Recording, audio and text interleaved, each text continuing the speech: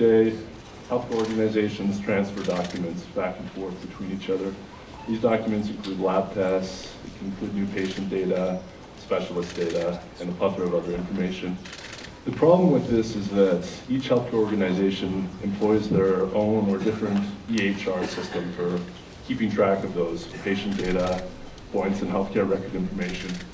Between organizations, this data doesn't integrate properly, and this results in a lot of manual data entry.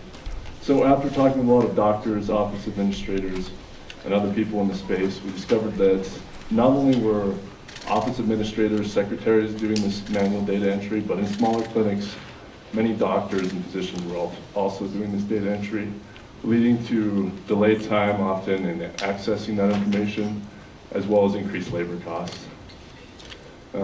Obviously, this applied to a lot of different healthcare organizations, from hospitals to small practices. The proposed solution that we have is a system that, through an API, would integrate with each of these EHR systems.